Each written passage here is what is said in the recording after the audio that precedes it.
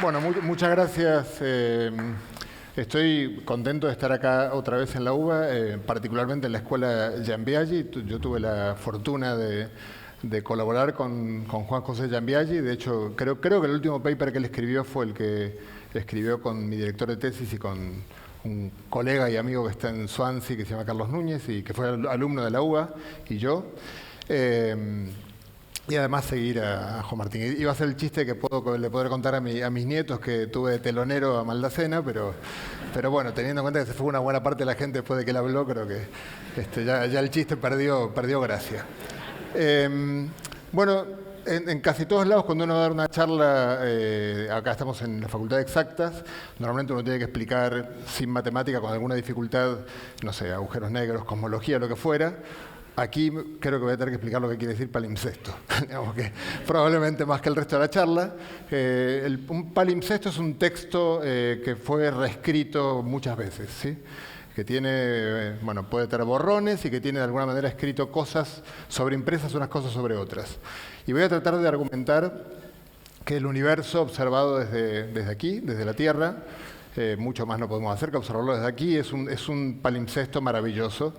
Y arranco primero con la idea de que el cielo es un texto, ¿no? Si uno mira el cielo nocturno, es el texto además más democrático, o sea, todos los seres humanos, desde que el primer homínido que levantó la vista al cielo, más o menos vio esta imagen que está aquí, o una imagen parecida, y tiene todas las características de un texto. ¿No? Hay un fondo y luego hay una serie de caracteres impresos en él que pueden o no querer decir algo, y voy a intentar argumentar que sí quieren decir algo. Es un texto un poco curioso porque es un texto que para poder leerlo requiere que apaguemos la luz, ¿no? Porque vivimos en un planeta que es algo así como una especie de lámpara, ¿no? Tiene un gran volumen de gas que cuando el sol lo ilumina se enciende y no nos deja ver lo que hay detrás. Entonces apaguemos la luz una vez más y cuando observamos ese cielo nocturno encontramos, bueno, un montón de estrellas, digamos, en principio ya sabemos que son estrellas, en las cuales hay una característica clave que hace que esto automáticamente, ya de entrada, sea un palimpsesto, aunque voy a ir mostrando que lo es desde puntos de vista mucho más complejos. Y es el hecho de que la luz, de la que habló Juan Martín, y que estamos acostumbrados a que es la velocidad máxima a la que se pueden propagar las señales, y estamos acostumbrados a que sea algo prácticamente instantáneo, muy rápido. En el universo, en las grandes escalas, es lo contrario. Bueno, no es que sea lo contrario, sino que es extremadamente lenta porque el universo es enorme. Acá están viendo la luz viniendo desde el Sol hasta la Tierra y voy a cambiar de imagen porque si no tenemos que esperar unos cuantos minutos más para que la luz llegue a la Tierra. Y eso que el Sol es la estrella más cercana, la siguiente estrella más cercana está a 4 años luz, o sea, uno tendría que empezar la charla hoy y regresar dentro de 4 años para encontrar que esa luz nos llegó a nosotros. Imagínense si sigo escalando para arriba. Entonces, automáticamente eso hace que la luz que nos llega de estrellas cada vez más distantes son imágenes cada vez más del pasado. Entonces el cielo, cuando miramos el cielo en grandes distancias, debemos interpretar que lo que estamos viendo son capas, ¿no? Capas con textos que no vienen todos del mismo instante de tiempo, vienen de instantes muy diferentes, cosa que no es excesivamente relevante cuando miramos escalas de, no sé, de cientos de millones de años luz, pero sí lo es cuando miramos escalas más parecidas al tamaño del universo, porque cuando miramos escalas no muy grandes, bueno, veremos otras estrellas, qué sé yo, diferentes, u otras galaxias, pero no cualitativamente diferentes. Sin embargo, cuando miramos más hacia el fondo de los cielos, vamos a empezar a encontrar, por ejemplo, periodos del universo en los cuales no había galaxias, o no había estrellas, o había algunas otras cosas. Ahora, no solo voy a hablar de mirar el cielo, o sea, de utilizar la luz para mirar el cielo, sino de utilizar otras maneras de hacerlo. Pero primero déjenme hacer un pequeño recordatorio de lo que es la luz, por si acaso. Si bien la charla es en la Facultad de Exactas, supongo que como estamos en periodo de vacaciones hay gente que vino acá incautos, que puede ser que haga falta aclarar algunas cosas. Por ejemplo, que la luz, lo que solemos llamar luz todos los días, los físicos le agregamos un apellido que es luz visible y es una fracción muy muy pequeñita del fenómeno de la luz. La luz es una onda, se llama electromagnética, no importa mucho ahora mismo ese nombre. Lo que me importa es que sepan que es una onda, como toda onda tiene una longitud, la distancia entre una cresta y la siguiente, y entonces la luz visible es luz de una cierta longitud, desde 400 a 700 millonésimas de milímetro, y luego la luz que es más pequeña, que la luz visible, es luz ultravioleta, rayos X, rayos gamma, etc.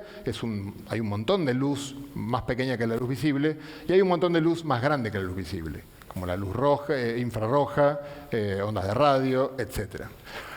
Cuando miramos el cielo, entonces esto es lo primero, comprender que la luz es mucho más que lo que vemos con nuestros ojos, es clave porque, por ejemplo, les pongo un ejemplo, mostré antes una imagen de estrellas y se veía una franja ahí lechosa, que es la Vía Láctea que observamos de la Tierra. Ahora, cuando miramos la Vía Láctea, por ejemplo, ahí tiene una imagen de la Vía Láctea muy, muy estrecha, en luz visible, esto más o menos no es fácil de ver, hay que irse a un lugar con poca contaminación lumínica y sin nubes. Yo vivo en Santiago de Compostela, que hay nubes 99% de los días del año, así que yo no lo puedo ver esto, pero me contaron que uno ve así la Vía Láctea. Sin embargo, si uno mira en otras longitudes de onda, es interesante mostrar que la Vía Láctea luce muy, muy diferente. Estamos mirando el mismo sistema, absolutamente el mismo sistema, pero si lo miramos, que no podemos hacerlo con nuestros ojos, pero sí tenemos telescopios que lo pueden hacer, por ejemplo, con luz más larga que la luz visible, tenemos de aquí para arriba el infrarrojo cercano, el infrarrojo medio, etc. Y como ven, para cada una de las longitudes de onda, se ven fenómenos diferentes, ¿no? Por ejemplo, me va a interesar particularmente las ondas de radio, y pueden ver acá, aunque no se entienda muy bien esta imagen, que la Vía Láctea emite muchísimo en ondas de radio. ¿Sí? O sea, que es si nos parece, cuando vemos esa mancha lechosa en el cielo, nos parece que emite bastante luz, porque hay un montón de estrellas, y esas estrellas emiten luz, ni les cuento en onda de radio. La emisión es muchísimo más intensa. Y eso nos hace inmediatamente, nos lleva a una pregunta que vamos a ver de inmediato y que va a haber muchos puntos de contacto con la charla de Juan Martín, obviamente, aunque él lo contó desde otro punto de vista, pero lo van a ver aparecer nuevamente aquí. Imagínense por un momento que con muy buenos telescopios miramos el cielo nocturno. Entonces les voy a mostrar una imagen que es la esfera celeste completa. O sea, imagínense cuando uno representa la Tierra como un óvalo con todos los continentes, la misma idea, pero ahora en lugar de mirar para abajo, miro para arriba. Entonces tengo el cielo, una esfera también, desplegado en un óvalo. Y ahí ven en el ecuador la Vía Láctea, las nubes de Magallanes, y particularmente me parece interesante también mencionar, fíjense, quiero tratar de recordar cada tanto la idea de palimpsesto. Fíjense cuando miramos la galaxia, y esta imagen puede ser extraña porque alguien puede decir, pero ¿cómo podemos ver la galaxia si estamos dentro? Sí, efectivamente estamos dentro y esto es lo que vemos desde donde estamos. Estamos mirando, esto es el centro galáctico y si me voy moviendo hacia la izquierda y hacia la derecha, estoy mirando hacia el resto de los lados de la circunferencia que me rodea a mí. Fíjense que, había unas manchas negras ahí las ven, antes de que se vuelvan a ir. Esas manchas negras son material, moléculas o partículas de polvo que son muy abundantes, sobre todo en el centro galáctico. Y me parece interesante, especialmente estamos dando la charla en América Latina, muchos de los pueblos originarios prestaron mucha atención a esas manchas. Nosotros, la cultura europea, prestó mucho más atención a los puntos luminosos, ¿no? Y se formaron las constelaciones y la gente buscó formas geométricas o formas más que geométricas, animales e imágenes que pudieran recordarnos al final una historia. La idea era contar una historia mirando el cielo. Y los pueblos originarios de América se centraron muchísimo más en los puntos oscuros. Claro, tiene truco, ¿no? Estoy hablando sobre todo de los incas. Los incas vivían a 4.000 metros de altura para arriba, tienen un cielo maravilloso y veían la Vía Láctea que ni les cuento. Entonces eran capaces de ver formas que para ellos eran significativas en lo del polvo oscuro. Ahora imagínense que por un momento les pido que hagan el ejercicio de cerrar los ojos. Sé que no lo van a hacer, pero si cierran y abren los ojos y por alguna razón milagrosa los ojos pudieran ver microondas, lo que verían en el cielo nocturno sería esta imagen radicalmente diferente a la que acaban de ver recién, ¿no? Por ejemplo, en particular en la imagen anterior el cielo era negro, oscuro, sin emisión de luz. Fíjense que eso es un espejismo, producto que nuestros ojos no ven la luz de microondas. Si nuestros ojos vieran la luz de microondas, veríamos el cielo, como lo estaban viendo recién, como con una luminosidad desde todas las partes del cielo, absolutamente, esto recuerden que es la esfera celeste, desde todas las partes del cielo. Y además, esta luz, si la analizamos, ¿cómo la podemos analizar? Vemos un punto luminoso que viene de un lugar del cielo, lo descomponemos en sus colores constitutivos, como hace la gota de agua con la luz del sol, por ejemplo. Hacemos lo que se llama un espectro, ya que acá debe haber unos cuantos estudiantes de ciencias, y podemos darnos cuenta de que la emisión de cada punto del cielo corresponde a un cuerpo, corresponde a lo que llamamos los físicos la radiación de cuerpo negro de un cuerpo que tiene una cierta temperatura. Y de hecho podemos medir la temperatura. La temperatura es escandalosamente baja, de 2,7 grados sobre el cero absoluto, pero el punto más llamativo no es tanto lo baja que es la temperatura, sino, fíjense que aquí está el valor de la temperatura, acá está la coma, y la diferencia entre los puntos fríos y calientes de este gráfico, que están marcados en azul y en marrón, es de, como mucho, 10 milésimas de grado. Es en otras palabras, si yo observo el cielo nocturno en microondas con un instrumento cuya precisión es de como mucho 1 milésima de grado, que es una precisión descomunal, no sé, a todos ustedes les habrá pasado en la pandemia que íbamos a aeropuertos, te medían la temperatura y daba 35, y yo decía, estaría muerto si tuviera 35 grados, pero bueno, es muy difícil medir la temperatura con tanta precisión, no tanto cuando uno puede ver la luz y descomponerla en colores. Y fíjense que, entonces, si yo mirara el cielo con una precisión inferior a una parte en 1000, lo vería idéntico en todas las direcciones. Es solo la enorme precisión de nuestros instrumentos la que nos permitió ver que hay puntos fríos y puntos calientes. Y hay algo maravilloso en esta imagen. Esta imagen que ven acá es la luz, es la imagen más antigua que podemos tener del universo, ¿no? Es en luz. La luz antes de este instante que Juan Martín dató a los 300.000 años del origen del universo. A mí déjeme datarlo a los 380.000 años. Tenemos cuentas distintas, pero está todo bien. Pero bueno, más o menos viene claramente de la infancia del universo. Es la imagen que está atrás de todas las capas que les mostré yo antes. No puede haber ninguna capa, en principio, detrás de esta. Sin embargo, voy a mostrarles que esta capa de luz, si la miramos con cuidado, en este palimpsesto que es el universo, esta pareciera que es la escritura original. No hay nada previo a esto. Sin embargo, si esto ocurrió en los 380.000 años, hubo cosas previas a estas, que quizás no quedaron escritas, pero modificaron en alguna medida o dejaron alguna marca en esta luz, como voy a mostrarles en un segundito. Solo déjenme contarles para que vean en esta, Juan Martín habló de la cosmología, de la teoría alguien le preguntó por la inflación cosmológica. Si uno agarra todos estos puntos que están acá y les aplica un análisis de datos muy similar al que uno hace cuando uno agarra una canción y con un ecualizador se fija cuántos graves tiene, cuántos agudos tiene, pero bueno, un poquito más compleja, pero es la misma idea. Uno encuentra uno de los resultados más espectaculares, creo que de la ciencia de los últimos 25 años, del siglo XXI en particular, y es que al descomponer toda esta imagen que ven acá, estudiando la correlación entre pares de puntos, ¿no? Yo miro un punto que está acá, veo qué diferencia de temperatura tiene con uno que está a 5 grados de distancia, y luego lo miro en todo el cielo y promedio. Y así voy haciendo con todos los grados.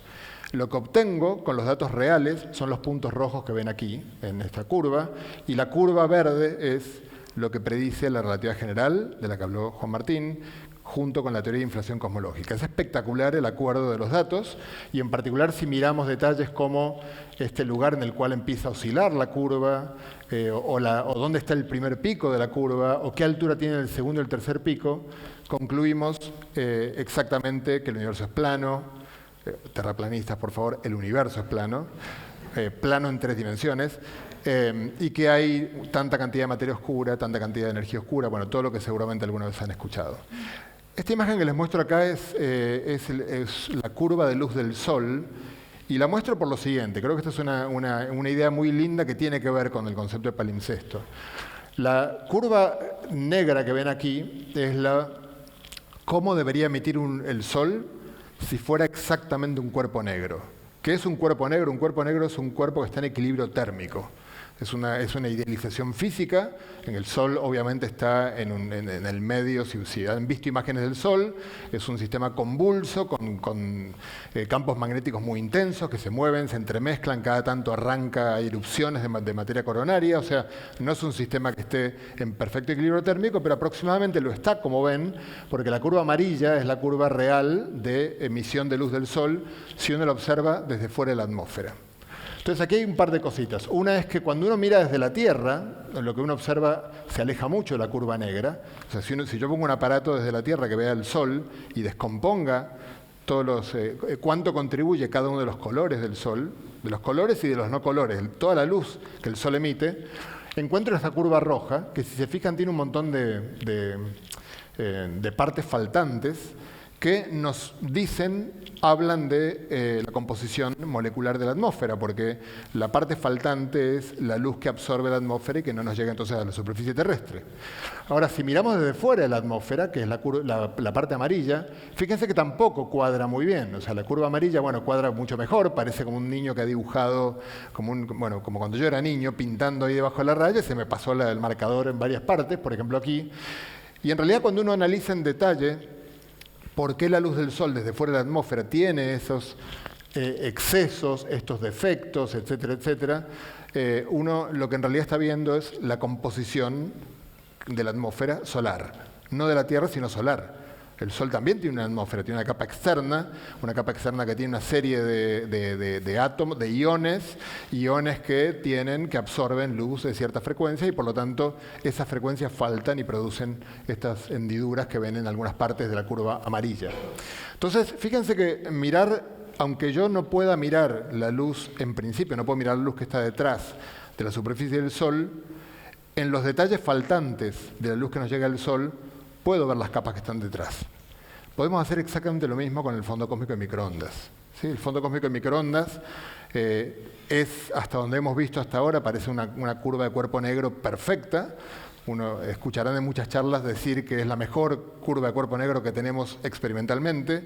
Sin embargo, sabemos que no puede ser perfecta, porque sabemos que sabemos las teorías que tenemos del origen del universo, tienen una serie de procesos previos, que mencionaré en un segundito, que tienen que haber dejado una marca en, por ejemplo, líneas faltantes en la curva de cuerpo negro del fondo cósmico de microondas.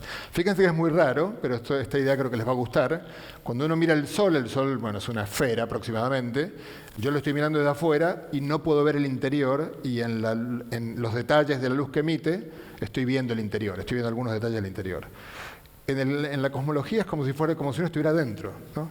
Lo que veo, estoy adentro de una enorme esfera que es el fondo cósmico de microondas y lo que está detrás de esa esfera, o sea, por fuera, es lo que se produjo antes. Y es lo que también debería dejar algún tipo de patrón en el fondo cósmico de microondas y que yo puedo ver. Por ejemplo, uno de los patrones que estamos tratando de ver, porque este sería... nos interesa especialmente a los físicos teóricos del campo, los que nos hemos reunido en esta escuela, es la polarización del fondo cósmico de microondas. Esta imagen que ven acá, la luz tiene una polarización, les mostré que era una onda pero de campos eléctricos y magnéticos, los campos eléctricos son flechitas que apuntan a una dirección, eso es lo que llamamos polarización. La teoría de la inflación cosmológica nos dice que si ocurrió, debería haber unos patrones de polarización en el fondo cósmico de microondas que todavía a día de hoy no hemos visto. Esta imagen que están viendo acá es la imagen obtenida por un telescopio que está en las Islas Canarias, que se llama Quijote, y que es la polarización de la galaxia. O sea, ¿se acuerdan que les mostré que la galaxia emite muchísimo en ondas de radio y en microondas, que es justamente la misma luz que nos llega del fondo de los cielos? Para poder ver la polarización del fondo cósmico de microondas, tenemos que restar todo el ruido enorme de la propia galaxia. Y eso es algo muy complicado de hacer. Fue muy complicado de hacer para ver el fondo cósmico de microondas, pero lo es más todavía con la polarización porque ni siquiera comprendemos del todo todos los procesos físicos que provocan el tipo de polarización, el tipo de polarización que esperamos ver por estos fenómenos que nos interesan del fondo cósmico de microondas. Quería mostrarles esta imagen primero porque es muy reciente, tiene unos 2 o 3 años, Como ven, bueno, es muy linda, porque es una imagen en la cual ven como unos pelos. Esos pelos es la forma de representar la polarización, es que como unos pelos que el vector es tangente a los pelos, digamos. Y notarán que falta esta parte gris del dibujo. Bueno, esa parte gris es el hemisferio sur, no se puede ver desde Canarias, así que, bueno, mala suerte. Nos falta esto, que es el polo norte, que tampoco se puede ver. Pero luego habrán notado toda esta franja enorme del cielo que nos falta aquí. Y esta franja del cielo fue recortada con una motosierra por un millonario sudafricano que se llama Elon Musk, con su cadena de satélites de Starlink. Los satélites de Starlink son de telecomunicaciones, emiten en la misma frecuencia que el fondo cósmico de microondas, y por lo tanto, desde que este señor en un nuevo palimpsesto nos tapó esa parte del cielo, pues no lo podemos ver. O sea que, bueno, el ser humano puede no solo producir deterioro del medio ambiente en otros, sino incluso el deterioro del cielo, ¿no? Que es algo muy, muy grave para la ciencia básica, y no podía dejar de comentarlo. La luz que nos llega del fondo de los cielos, bueno, si fuéramos capaces de ver esta polarización de las que les estoy hablando yo, por razones que no les puedo contar en la charla de hoy, porque excede muchísimo el contenido, lo que estaríamos viendo, creemos, es lo que ocurrió unas 100 trillonésimas de segundo después de la singularidad de la que habló Juan Martín. Sería lo más cerca que podremos estar de ese momento. No creo que haya ningún tipo de otra observación que nos permita llegar hasta tan cerca de esa presunta singularidad, que en realidad quizás cabría decir que los físicos no creemos que haya existido la singularidad en sí. Digamos, creemos que eso es un problema de la teoría que no nos permite entender bien lo que pasó en los inicios. Bueno, creo que la charla de Juan Martín en ese sentido fue bastante clara. O sea, la gravedad cuántica pretende entender exactamente qué pasó ahí. Lo que predice la singularidad es la teoría de la relatividad general, que no debería ser correcta a esas escalas. Cuando miramos la luz que nos viene de lejos, tenemos que recordar que estamos en un universo que se expande, y por lo tanto la luz, cuando va viajando hacia nosotros, no solo tarda, sino que además tarda y va estirándose con el universo, ¿no? Porque la expansión del universo es la expansión de todas las distancias, y de todas las distancias, ¿no? En particular también la longitud de onda. Por eso, esto solo es un comentario por si hay estudiantes de física o gente que no se asuste con una fórmula, lo que podemos observar, las distintas capas del cielo, cuando observamos una galaxia o una galaxia más distante, la forma de observar la profundidad en el cielo es relativamente simple. Miramos la galaxia, descomponemos en un prisma los colores, vemos que tiene hidrógeno, el universo es sobre todo hidrógeno, y luego el corrimiento al rojo del hidrógeno, cuánto se nos mueve hacia la derecha en el espectro, quiero decir, cuánto se mueve hacia donde está el rojo de un lado y el azul del otro, el violeta del otro. Cuánto se mueve hacia el rojo, esa línea nos marca cuán lejos está la galaxia, porque cuanto más rojo esté, quiere decir que más viajó la luz y más se estiró en su viaje. La historia del universo es una historia de estiramiento y enfriamiento, ¿no? La materia cuando la comprimimos se calienta, cuando se expande se diluye y se enfría. Yo les mostré antes la imagen del fondo cósmico de microondas, y es muy espectacular a veces cuando encontramos correlaciones entre lo que observamos en el fondo de los cielos y lo que observamos en capas más cercanas. Por ejemplo, los puntos azules y fríos y calientes del fondo cósmico de microondas sabemos que están relacionados con dónde se acumulan más galaxias y dónde se acumulan menos galaxias. Eso lo podemos constatar, pero todavía podemos constatar algo más espectacular. Y es que, en principio, tenemos una idea bastante concreta de cómo lo que ocurrió en el momento de la inflación cosmológica se contagió en esta imagen del fondo cósmico de microondas que tenemos. Por ejemplo, una de las cosas que podemos observar y que es la siguiente: cuando miramos galaxias, imagínense, tenemos un montón de galaxias como las que ven aquí, y ahora imagínense que hacen el siguiente experimento. Agarran galaxias y se fijan cuántas galaxias tengo a, no sé, 100 millones de años luz, cuántas tengo a 99, cuántas a 98, y hago un histograma. Voy acumulando en el histograma, por cada galaxia que encuentro a una cierta distancia, voy poniendo Bueno, voy subiendo 1 en el histograma. Bueno, cuando lo hago, ahora empezaré más rápido esto, cuando lo termino de hacer, me voy a encontrar con un resultado sorprendente, que también es un descubrimiento relativamente reciente, y que es que, bueno, hay una curva que ven aquí que tiene una forma que se puede explicar, no voy a entrar en detalles, pero hay un punto saliente que es esta jorobita que está aquí, que no parece seguir el patrón de la otra curva. Esta jorobita quiere decir que hay un exceso de pares de galaxias a esa separación, y entendemos bastante bien por qué ocurre eso.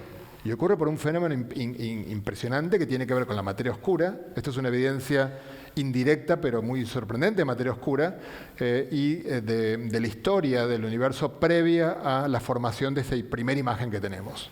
¿Por qué? Porque previa a la formación de esa primera imagen que tenemos, la materia ordinaria, la que se acopla a la luz, era empujada hacia afuera con la luz en la expansión del universo y tironeada básicamente por la materia oscura que se iba quedando rezagada. Se produce un fenómeno oscilatorio, y en el momento en el cual la luz del fondo cósmico en microondas se produce, deja de empujar y entonces queda congelada esa onda con ese tamaño concreto. Si uno calcula la velocidad de la onda y los 380.000 años que hablamos antes, da exactamente la distancia que ven ustedes aquí.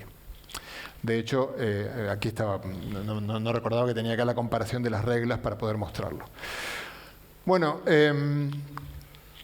volvamos un segundito a la Vía Láctea, y ahora voy a hablar de otra manera en la que el universo funciona como palimpsesto. Esto que ven acá es un viaje para tratar de ver qué hay en el centro de nuestra galaxia, ¿no? Queremos, digamos, uno podría querer mirar lo que hay en algún otro lado de la galaxia, pero evidentemente cuando uno llega a una ciudad que no conoce, va al centro, a ver que supone que ahí es donde está lo interesante. Y cuando intentamos observar el centro galáctico nos damos cuenta de que no podemos ver mucho porque está lleno de polvo. Naturalmente el centro galáctico es un lugar en donde la sábana espacio-temporal de la que habló Juan Martín se curva, probablemente todo va a parar ahí o tiene más tendencia a ir a parar allí, y entonces la luz no nos permite observar bien lo que está, la luz visible, lo que está allí. Pero ahí está bueno recordar que aprendemos acá en la facultad, en física, que el fenómeno por el cual la luz no atraviesa el polvo es un fenómeno de dispersión, que es mucho menor cuando estiro la luz. Entonces, dado que tengo el espectro de luz, si con la luz visible no logro ver lo que hay aquí, pues voy a usar luz más larga que la visible, por ejemplo, infrarroja. Entonces, si uso luz infrarroja, puedo mirar con más detalle lo que ocurre en el interior de la galaxia, y nos encontramos con esta bueno, ya no sorpresa, porque ya tenemos unas 35 años de que hemos observado esto. Acá van a ver algunas imágenes que son reales, ahora mismo estas que están acá.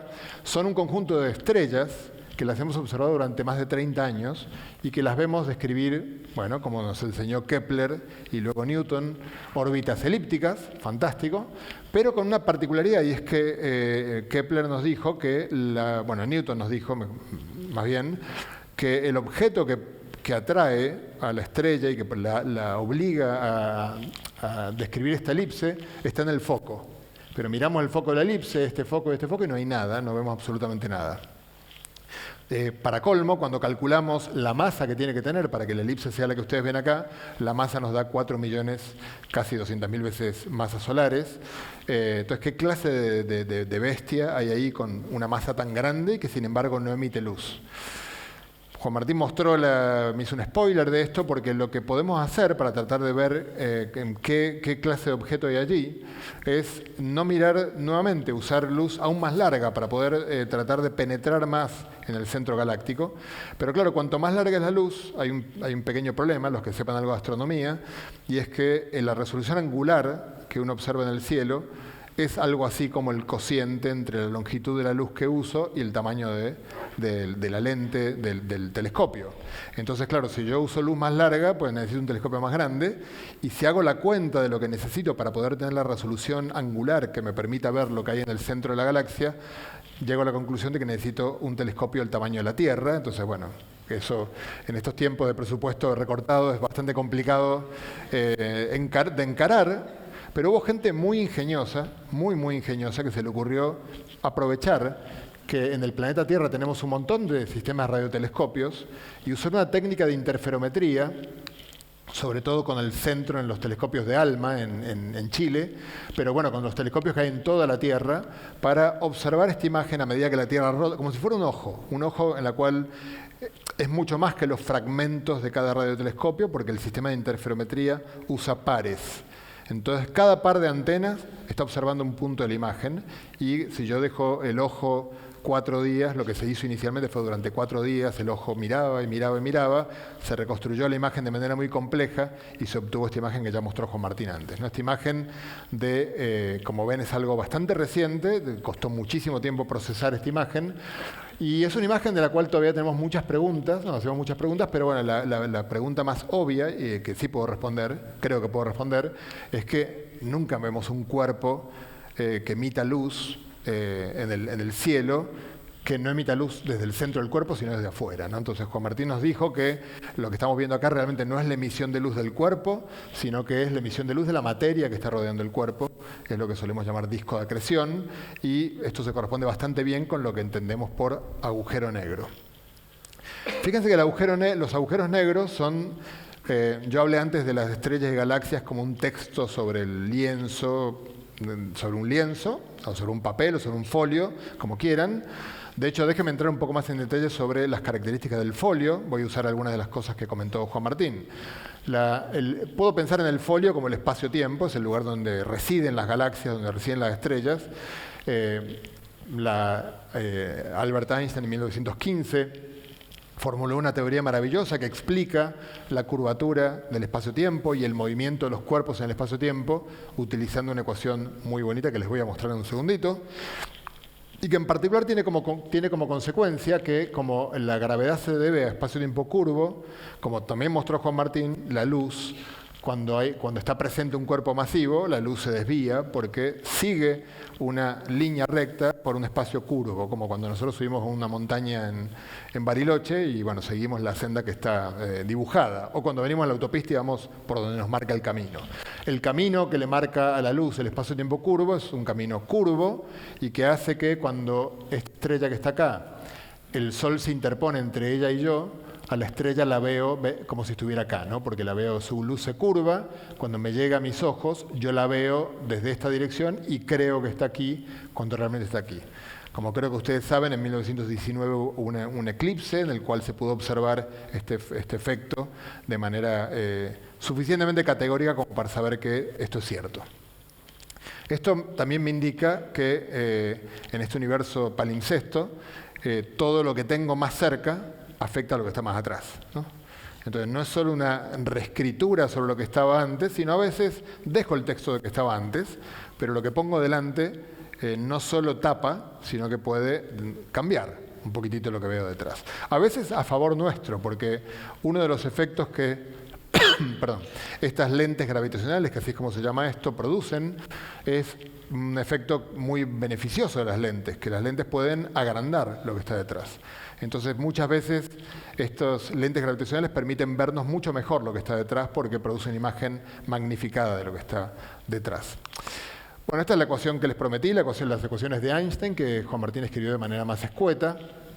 Aquí algún artista anónimo fue al cementerio de locomotoras de trenes del Salar de Uyuni en Bolivia y la pintó con pelos y señales. Del lado izquierdo de este par de palitos paralelos que son del signo igual, está toda una cantidad de unos objetos que los matemáticos comprenden muy bien, que miden la curvatura de esta geometría del espacio-tiempo. Del lado derecho tienen aquí una letra T con un par de índices griegos que reflejan todo el contenido material. En cierto sentido, este es el folio que se curva y estos son los caracteres sobre el folio. Las galaxias, la materia, la luz, todo lo que tenga masa o energía entra allí. Claro, cuando los agujeros negros, como el que les mostré hace un segundito, sabemos, como bien explicó Juan Martín, que en particular... ¿Llevo hablando media hora sin esto? No. Espero que no, Juan. Ok. Los agujeros negros sabemos... hay muchos tipos de agujeros negros según su masa. Los que tienen una masa de unos pocos soles, hasta 60 o 70 soles, sabemos que se pueden producir por un proceso bien conocido, que es el de una estrella, que al morir expulsa las capas exteriores de la estrella, queda un núcleo demasiado masivo que no aguanta su propia gravedad y colapsa y forma este objeto, este agujero negro. Los agujeros negros, como el centro de la galaxia, no estamos tan seguros de cómo se produce, porque realmente no hay estrellas de 4 millones de masas solares. Y bueno, dentro de un ratito les voy a dar una sugerencia, una posible idea de cómo se producen, pero no lo tenemos muy claro. Juan Martín mencionó muy al pasar que un agujero negro, si yo lo represento mostrando lo que le ocurre al folio espacio-temporal cuando se forma el agujero negro, ocurre algo muy curioso, y es que la materia de la estrella colapsa realmente presuntamente hasta lo que él llamó singularidad. Lo cierto es que nunca hemos visto la singularidad ni sabemos bien lo que es, pero lo que sí sabemos es que fuera de la singularidad tenemos un espacio-tiempo que está muy curvado, que se va curvando cada vez más como si fuera un embudo. Pero como él mostró, hay una superficie, que en este caso lo ven como una circunferencia, porque bueno, no puedo dibujar todas las dimensiones para que no las puedo dibujar. Entonces quité una dimensión en este dibujo, que se llama horizonte de eventos y que marca el punto la superficie de no retorno. Si yo atravieso esa superficie, no puedo salir para afuera. Entonces fíjense que desde el punto de vista del universo palimpsesto, había ahí una estrella, ya no hay una estrella, y lo que hay es una perforación en el folio, ¿no? Esta es otra manera de vulnerar textos antiguos escritos en que es no escribir arriba, sino agujereo el folio para que nadie más escriba nada arriba. Sin embargo, bueno, como que no puedo evitar hacer un comentario respecto a lo que dijo Juan Martín, es que, claro, si este agujero quedara para siempre, bueno, sería un proceso en el cual destruir el folio y ya nadie más puede escribir ahí. Algo que probablemente sea el resultado más intrigante de la física teórica de los últimos 50 años es la observación de Hawking de que en principio, si espero suficiente tiempo, se va a restaurar el espacio-tiempo. El agujero negro se va a evaporar y ya no va a haber nada allí que recuerde que hubo un espacio-tiempo. Es una forma de borrar lo que alguna vez fue escrito ahí, radical. Absolutamente radical. De hecho, parte de lo que él creo que mencionó de la paradoja de la información es entender del todo en qué medida se borró radicalmente lo que estaba allí o de algún modo se puede recuperar. Bueno, un agujero negro es un objeto muy extraño, pues si yo estoy afuera, como Juan Martín comentó, y veo ahí la foto que vimos antes, y yo me voy con un cohete y estoy hablando con Juan Martín, le estoy diciendo, oye, estoy yendo hacia ese objeto. Si yo atravieso la superficie de no retorno, lo increíble es que sin que yo mueva el volante, ahora lo que desde afuera era el centro, desde adentro es el futuro. La imagen que él mostró era más abstracta, pero mostraba que todo lo que atraviesa el horizonte de eventos está condenado a caer en la singularidad. Ahora, no toda estrella que muere forma un agujero negro. Si la estrella no tiene demasiada masa, tiene 2 masas solares, por ejemplo, o 3, hasta ahí, cuando se produce la expulsión de las capas exteriores, queda un objeto, bueno, no el agujero negro, sino queda una estrella más pequeñita, del tamaño de Buenos Aires, diría, pero incluso más chiquita que Buenos Aires, y con una masa de 1 sol, sol y medio, 2 soles más o menos por ahí, que se llama estrella de neutrones. Esta estrella de neutrones es básicamente como si fuera un núcleo atómico, pero del tamaño de 10 kilómetros. Por lo tanto, tiene una densidad descomunal. Una cucharita de esta estrella tiene unas 10.000 millones de toneladas de masa. Pero la estrella cuando colapsa, ¿se acuerdan cuando habrán visto, los estudiantes de física lo vieron seguro, los demás en alguna olimpiada de invierno, cuando están los patinadores girando y empiezan a cerrar los brazos y giran más rápido? A la estrella le pasa lo mismo, cuando empieza a colapsar empieza a disminuir el radio y a girar cada vez más rápido. Y llegan a girar tan rápido que producen, suele ocurrir con este tipo de estrellas, que giren 1000 veces por segundo, por ejemplo. Y producen, por lo tanto, porque al final la estrella tiene cargas, las cargas girando producen un campo magnético tremendamente intenso y muy habitualmente producen la expulsión de partículas que emiten luz desde los polos, del eje de giro de esta estrella. Cuando, se me fue la estrella, pero cuando ocurre que ese haz de luz viene hacia la Tierra, lo llamamos púlsares. porque la estrella está girando, entonces lo que estamos viendo es un pulso de luz un pulso como si fuera un faro, ¿no? Pero en lugar de ser, como diría Drexler, 12 segundos de oscuridad, la oscuridad dura una milésima de segundo, porque los pulsos son muy, muy, muy rápidos. Comento de los púlsares por un tema con el cual voy a cerrar la charla dentro de un ratito, que creo que es muy lindo y muy reciente. Vuelvo a las ecuaciones de Einstein y alguien habrá notado que no dije nada de estos señores que están aquí. Bueno, tampoco, o sea, el 8 es, qué sé yo, el número de departamentos del Chavo. Pi es, todo el mundo lo conoce, G es la constante de Newton, que es muy pequeña, C es la velocidad de la luz, que es muy grande, elevada a la cuarta es ultra grande, está dividiendo, con lo cual ese número que está ahí es tremendamente pequeño, ¿no? Porque si yo traigo acá un chocolate para repartir entre todos, no le va a tocar nada a nadie. Cuando divido por un número muy grande, obtengo algo muy pequeño. En otras palabras, este número que está acá, es un número tremendamente pequeño que lo que muestra es que realmente la curvatura del espacio-tiempo es mínima. Estas imágenes de una sábana flácida son todas mentiras.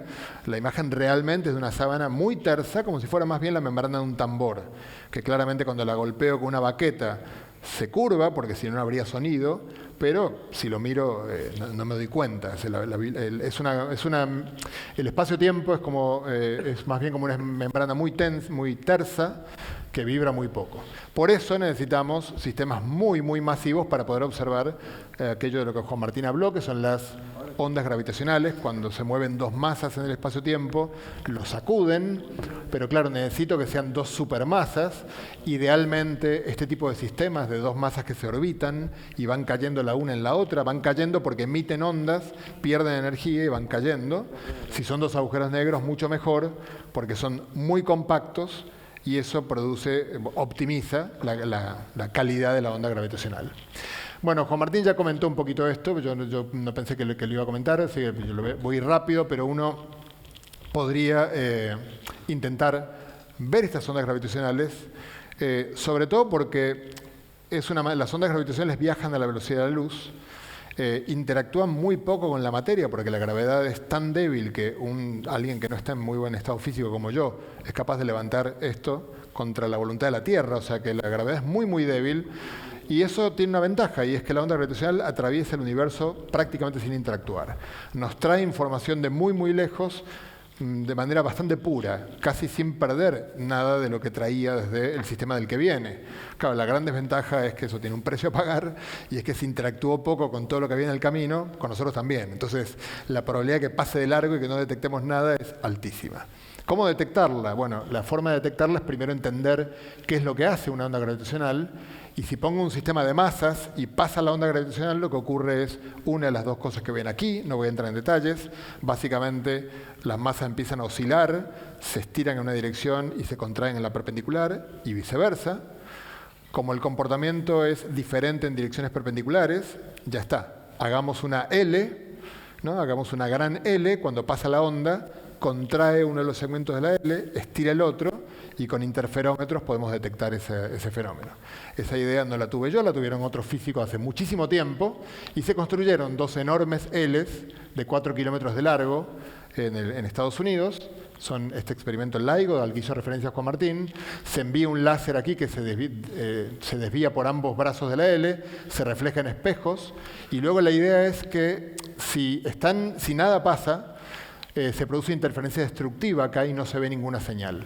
Pero si pasa una onda gravitacional, estira un brazo de la L y acorta el otro, entonces se desfasa una de las ondas respecto a la otra y se produce una señal que podemos detectar. Ahora, claro, la precisión que necesitamos es poder observar un desfasaje de la milésima parte del tamaño de un protón en un espejo que pesa 40 kilos.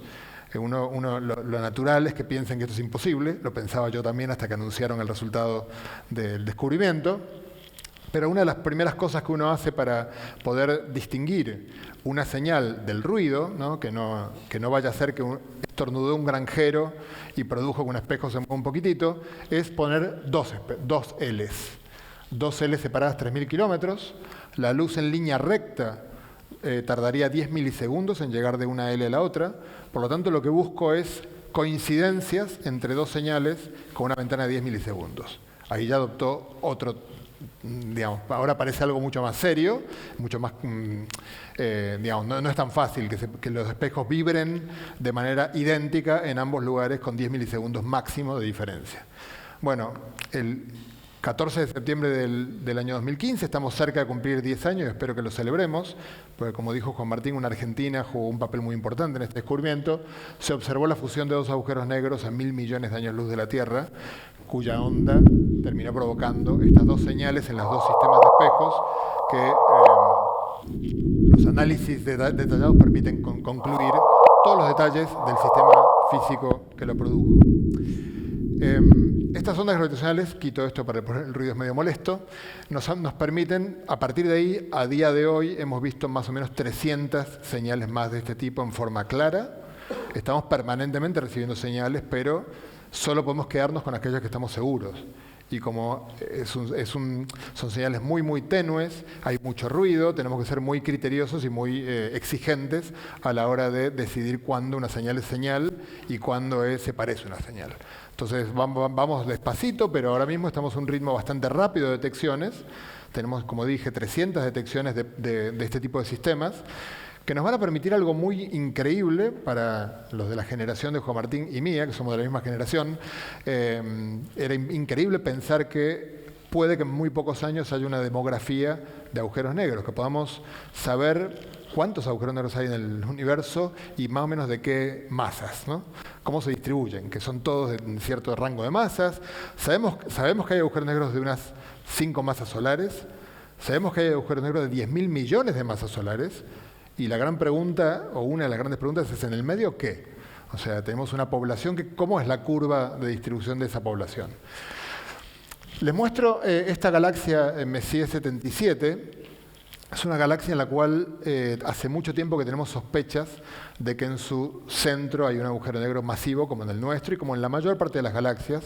Pero cuando apuntamos los telescopios para allá, resulta que hay muchísimo polvo y no logramos ver ninguna evidencia de este agujero negro. Hace muy poquito tiempo, con un observatorio que tenemos que está en el Polo Sur, hemos logrado ver por primera vez, de una manera nueva, detectar que aquí muy probablemente hay un agujero negro. ¿Cómo lo hicimos? Porque cuando el agujero negro tiene la materia que está alrededor, empieza a girar, a comprimirse, calentarse y emitir luz, esta que era la que uno veía en la foto del agujero negro, ese tipo de procesos también provocan muchos neutrinos. Es un tipo de partícula elemental que tiene la particularidad de que casi no interactúa con nada y por lo tanto viaja a grandes distancias y también funciona, Juan Martín mencionó, que atraviesa la Tierra prácticamente sin que nos enteremos. De hecho, ahora mismo, solo de los que vienen del Sol, si mal no recuerdo, unos 70.000 millones por segundo, por minuto, atraviesan cada centímetro cuadrado del cuerpo de cada uno de ustedes. Pero bueno, cada tanto, con un detector que tenemos aquí, muy ingenioso, un kilómetro cúbico debajo del hielo en el polo, con unos cablecitos, permiten detectar eventualmente cada tanto, con un poco de fortuna, el paso de un neutrino que deja una traza. La traza permite ver de dónde vino y hemos detectado un exceso de neutrinos bastante claro que vienen de esta galaxia y que creemos que son indicativos de que aquí en el centro hay un agujero negro. O sea, fíjense que aunque quiero volver un poco a la idea de palimpsesto y hacer hacer una especie de pequeña... Nuestra especie a veces parece un poco descarriada, pero dentro de nuestro descarriamiento somos capaces de detectar borrones en el texto que son casi imposibles de detectar. O sea, aquí hay... Supongamos por un momento que este agujero negro que está en el centro de esta galaxia fue fruto de la muerte de muchas estrellas. Entonces hubo alguien que borró las estrellas del texto, lo agujereó, lo cubrió de materia y aún así pudimos ver los neutrinos que vienen de allí, ¿no? Eso es algo maravilloso. Voy a terminar la charla comentando un último y reciente resultado experimental que yo creo que es bastante interesante y sorprendente. Esto que ven acá es Andrómeda. Andrómeda es la galaxia, una galaxia parecida a la nuestra. De las parecidas es la más cercana a nosotros, está a unos 2,5 millones de años luz. Y sabemos que también tiene un agujero negro en el centro, más grande que el nuestro. Tiene 100 millones de masas solares. Y sabemos que Andrómeda, bueno, no sabemos, eso se ha puesto en duda últimamente, pero Andrómeda está viniendo hacia nosotros, eso sí lo sabemos. Lo que no está muy claro es si va a acabar fusionándose con la Vía Láctea, que es lo que todo el mundo creía hasta hace muy poquito, y ahora hay algunas voces discordantes que dicen que eso puede que no sea exactamente así, pero están yendo la una hacia la otra, atraídas gravitacionalmente. O si quieren, vamos a ponernos más exquisitos, cada una deforma la sábana espaciotemporal de modo tal que la otra está yendo barranca abajo en dirección mutuamente, se están acercando mutuamente. Al mismo tiempo que observamos esto, y por lo tanto, si imaginamos la película hacia adelante, en algunos miles de millones de años, cuando las galaxias estén muy cerca, los dos agujeros negros grandotes, el que tiene Andrómeda y el nuestro, se van a conocer y se van a otear y van a decir... cariño, nunca te había visto por aquí, bueno, porque recién estoy llegando, y van a empezar eventualmente las dos galaxias a fusionarse y los agujeros negros del centro, agujeros negros que llamamos supermasivos, de mucha masa, van a empezar a orbitar el uno al otro muy lentamente y en miles de millones de años acabarán eventualmente fusionándose. Claro, eso que va a pasar, que sabemos que muy probablemente va a pasar entre Andrómeda y la Vía Láctea, sabemos que ya ocurrió en la propia Vía Láctea. Hay un satélite que se llama Gaia, de la Agencia Espacial Europea, que está monitoreando estrellas en la Vía Láctea, una por una, y hemos ya detectado una historia de canibalismo, de la cual vivimos una galaxia que se ha comido a otras.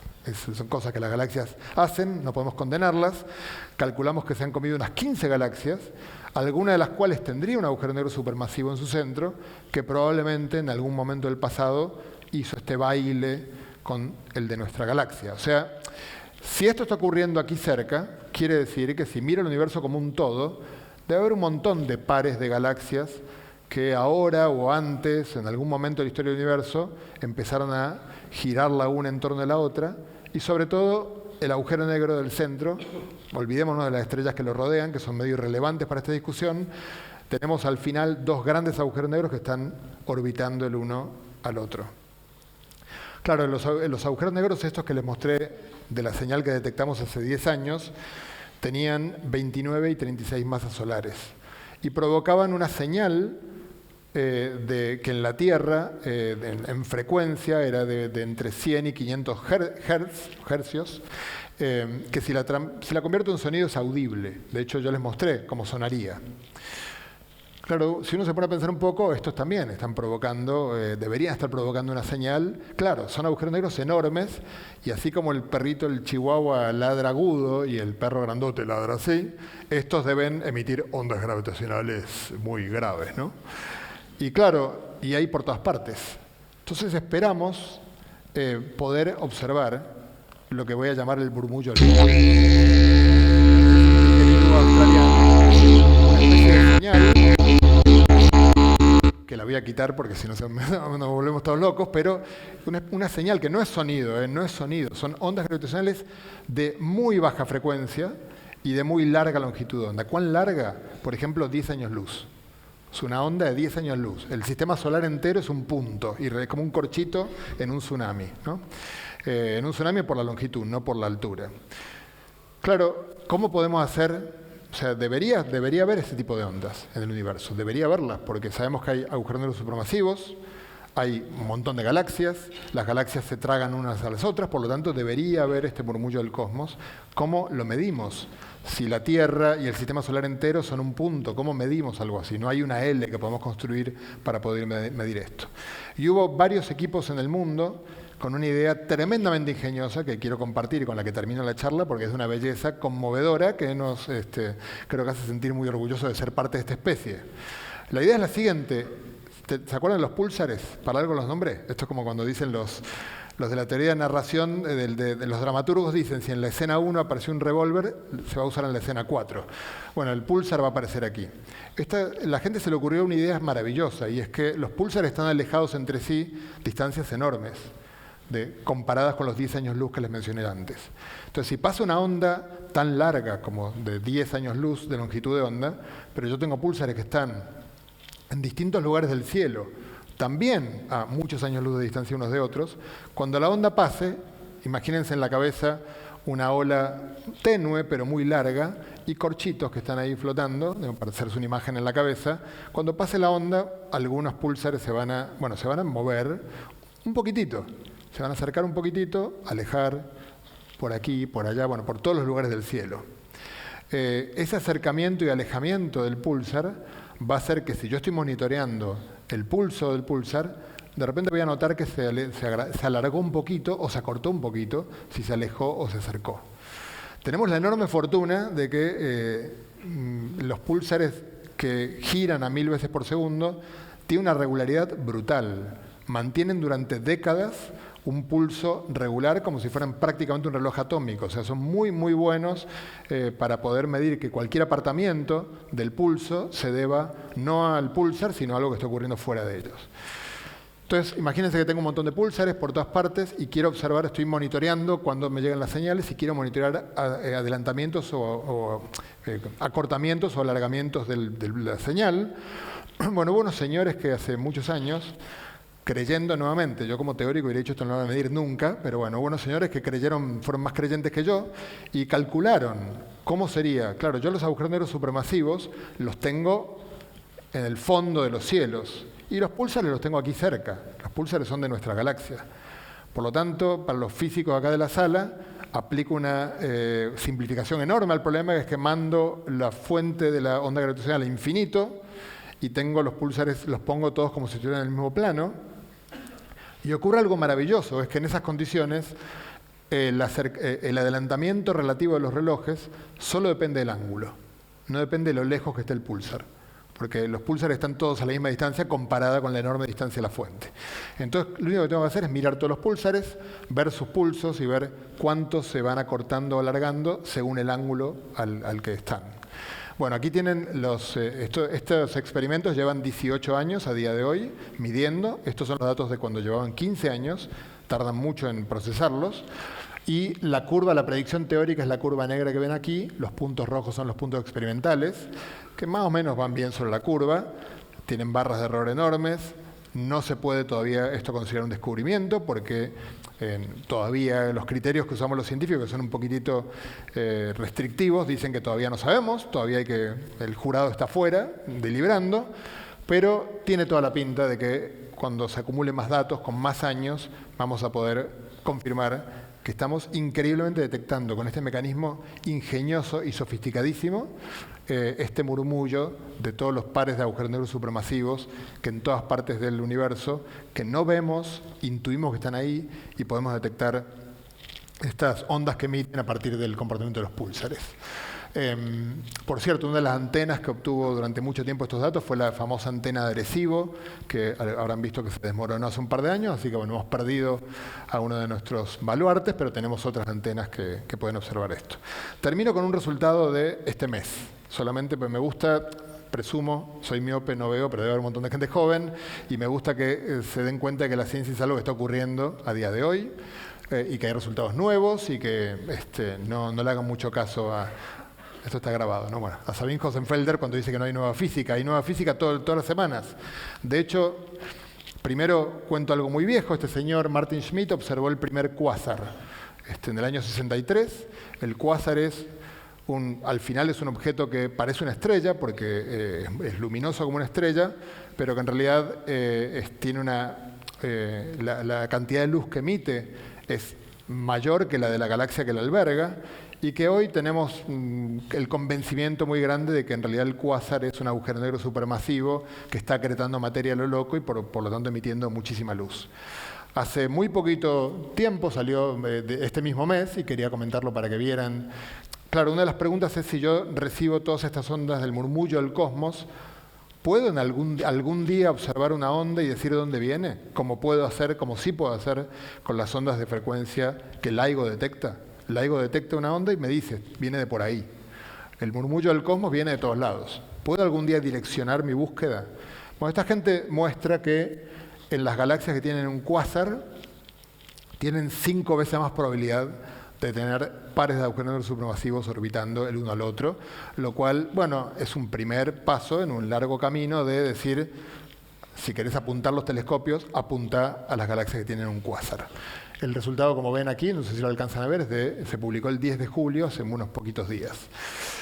Bueno, la búsqueda de las lecturas, distintas lecturas del cielo, yo intenté centrar mi charla más en eso, imaginarme sentado fuera en una silla, mirando el cielo y tratando de mostrar que si uno aplica al cielo una mirada más, no la mirada ingenua en la que solamente veo las estrellas y listo, sino que empiezo a mirar con un poco más de detalle, encuentro la historia completa del universo y las leyes de la física. Por supuesto, esta es una aventura que ha de continuar y que debemos, dentro de las posibilidades que a veces nos permiten las circunstancias del espacio-tiempo de afuera, tomarla con alegría. Muchas gracias.